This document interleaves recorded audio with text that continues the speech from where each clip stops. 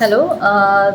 जैसा कि मैंने बताया कि हम लोग ये प्रेगनेंसी सीरीज़ बना रहे हैं जिसमें प्रेगनेंसी से रिलेटेड जितने भी क्वेरीज़ हैं, आपके क्वेश्चंस हैं, जितने भी आपके दिमाग में भ्रांतियां हैं, उन सब चीज़ों को दूर करने की मैं अपनी तरफ से पूरी कोशिश करूँगी। सो पहला सवाल ये उठता है कि कब डॉक्टर के पास पहुँचना है, क्यों इतनी सारी चेंजेस आ रही हैं बॉडी में, क्यों मेरे साथ ये सारा कॉम्प्लिकेशंस डेवलप हो रहा है, ये सारे क्वेश्चंस होते हैं पेशेंट के दिमाग में। सो what can I expect in my first trimester of pregnancy, what can I expect in my second and third trimester of pregnancy, ये सारे क्वेश्चंस को मैं अलग अलग टेकअप करूँगी, अलग अलग वीडियोस में आपके पास लेके आऊँगी। सो जो प्रेगनेंसी होता है, it is like I always say to my patients कि प्रेगनेंसी कोई बीमारी नहीं है, बट इतने सारे चेंजेस आ रहे हैं बॉडी के अंदर, लाइक आपका हेयर टू टो हर चीज़ में चेंज है, बिकॉज हार्मोन्स जो है उनका ओवरड्राइव होता है, जिसकी वजह से दिक्कत होती है ये। ठीक है, ये एक ऐसा टाइम है जहाँ पे हम फिज़िकली और इमोशनली हर तरीके से चेंजेस फील करते हैं बॉडी के अंदर। सो लड़कियां जो कम एज की हैं, लड़कियां जो फर्स्ट टाइम प्रेग्नेंट हो रही है, उनके ब्रेन में ज़्यादा क्वेश्चंस होते हैं कि ये सब क्यों हो रहा है, ये मार्क्स है, ये अलग अलग स्कार्स आ रहे हैं बॉडी पे, और कभी मूड स्विंग्स हो रहा है, कभी बहुत अच्छा फील कर रहे हैं, कभी बहुत बुरा फील कर रहे हैं, कभी कोई बहुत सो रहा है, कभी कोई बिल्कुल नींद नहीं आ रही है। तो ये सारे चेंजेस जो हैं ये नॉर्मल है ड्यूरिंग प्रेगनेंसी, क्योंकि फर्स्ट ट्राइमेस्टर ऑफ प्रेगनेंसी जो होता है उसमें ये एक ओवरवेलमिंग टाइम होता है, एंड जो हार्मोन चेंजेस हैं वो ओवरड्राइव पे होते हैं, जिसमें एक सबसे बड़ा रोल ईस्ट्रोजन का होता है।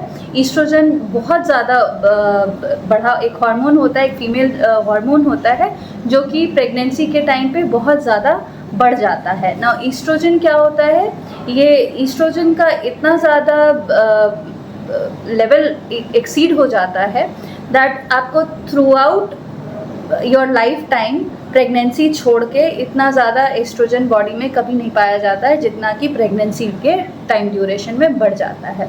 So this causes some unpleasant symptoms, some discomfort, it causes you mood swings and all that different sort of feelings that is going through, that is the patient going through the pregnancy.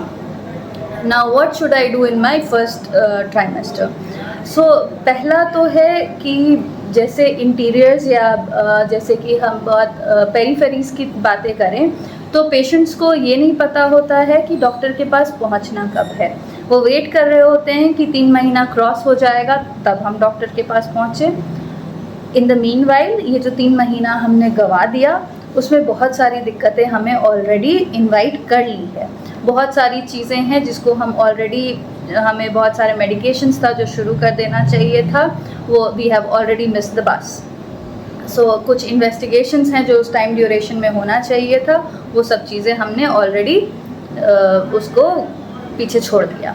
So like I would suggest sooner the better. जितनी जल्दी आपको आपके pregnancy का पता चलता है उतनी जल्दी आप अपने डॉक्टर के पास पहुंचिए। लाइकवाइज जिस दिन आपने अपना पीरियड मिस किया उससे 5 दिन के अंदर अंदर आप अपना HCG टेस्ट करें। घर पे भी आप किट मंगा के टेस्ट कर सकते हैं, और टेस्ट करने के बाद अगर पॉजिटिव है तो तुरंत डॉक्टर के पास पहुँचें।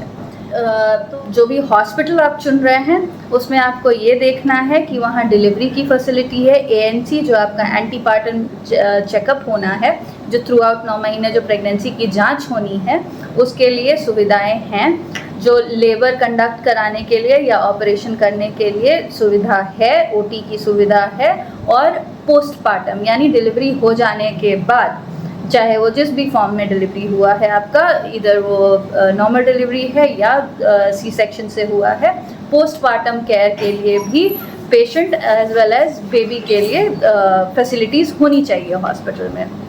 सो these are the few things जो आपको अपने दिमाग में रखना है आपका हॉस्पिटल और आपका डॉक्टर चूज़ करने से पहले। ठीक है, सो Y as soon as you diagnose your pregnancy, why should you go to a doctor?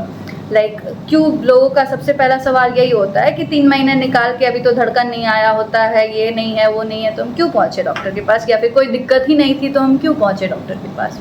So the only concern is कि शुरुआत का जो 3 महीना होता है जिसमें बहुत सारी चीज़ें ऐसी होती हैं जिनको कि हम डायग्नोस करते हैं, लाइकवाइज बहुत सारी जेनेटिक डिसऑर्डर्स हैं, या फिर जो आपके अर्ली स्कैन्स होने चाहिए, और बहुत सारे ऐसे कॉम्प्लिकेशंस होते हैं जिसको हम अवॉइड कर सकते हैं, लाइकवाइज अर्ली जो अबॉर्शंस होते हैं, या फिर मोलर प्रेगनेंसी हो गया, या फिर इक्टोपिक प्रेगनेंसी हो गया, जेनेटिक डिसऑर्डर्स जो हैं वो सब हो गए।